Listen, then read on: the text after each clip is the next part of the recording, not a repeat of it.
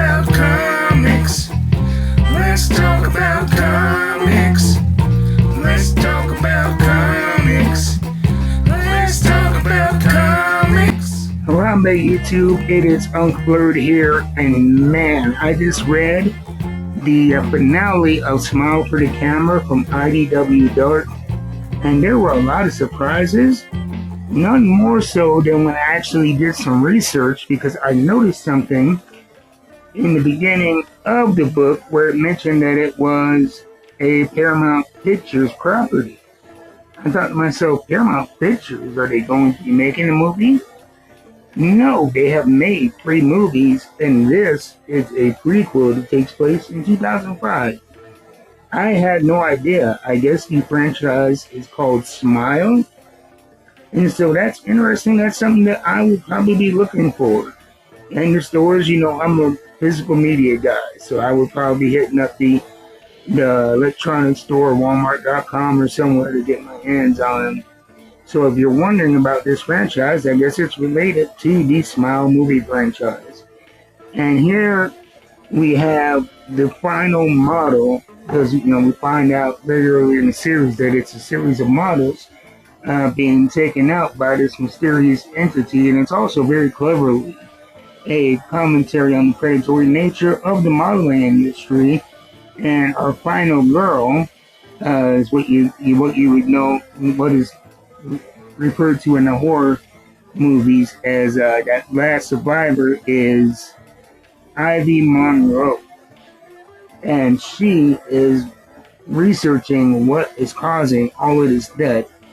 And she eventually tracks it back to the first person who died in the series, who was not a model, but we met our first model while she was on the tarmac preparing to leave for New York. Or no, landing in New York. She looked out of her window and saw an airport employee walk into the motor of an airplane engine while smiling. And that set off a chain reaction that led to the last 5 issues of the comic book. And I'm not going to give away any spoilers, but we meet her in a police station because she had just witnessed another death. And she is next on the list by the chain of events that we have come to recognize. And she is not going to take this lying down. She is being very proactive, and she is trying to find a way to not only put an end to the predatory nature of the modeling social sphere that she is in, that company that she's working for, and the photographers and other agents that she's working with, but she also wants to put an end to this curse. And she finds out that there is a way to possibly divert it through the airport workers' last journal entries.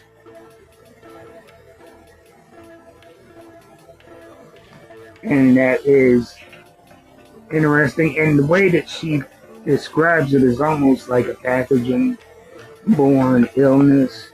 Is it passes from person to person via that smile. Is you see that person smile before they end their lives, and that entity transfers over to them. Like I said, I'm not going to give away spoilers, but it is well worth it.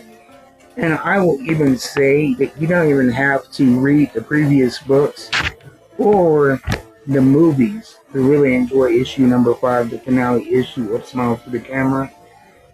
Like I said, I didn't even realize that there were previous movies made in this franchise, and that this is indeed a prequel. When we get to the end of the book, you see a few things, you get a peek at what is really going on, and the entity itself is made clear what is happening by the end of the book.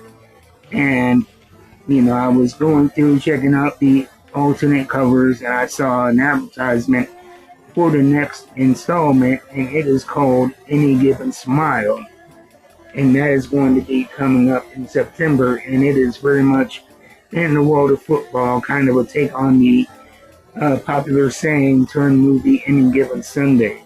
So I'm looking forward to that. I see a lot of potential I hope that they don't just coast off of the great work they did and smile for the camera, but they make it its own distinct feeling and vibe and story, and as complex as Smile for the Camera was.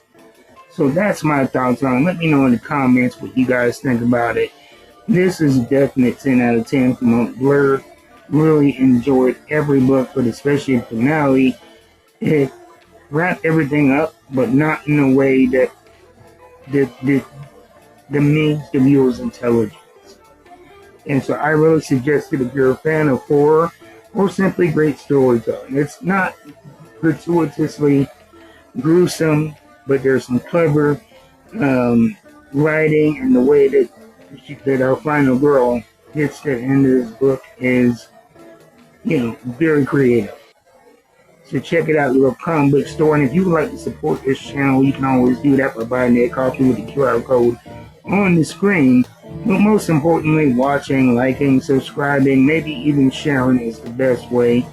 And I will see you guys next time. Until then, keep reading them books. I'm going to. I'm out.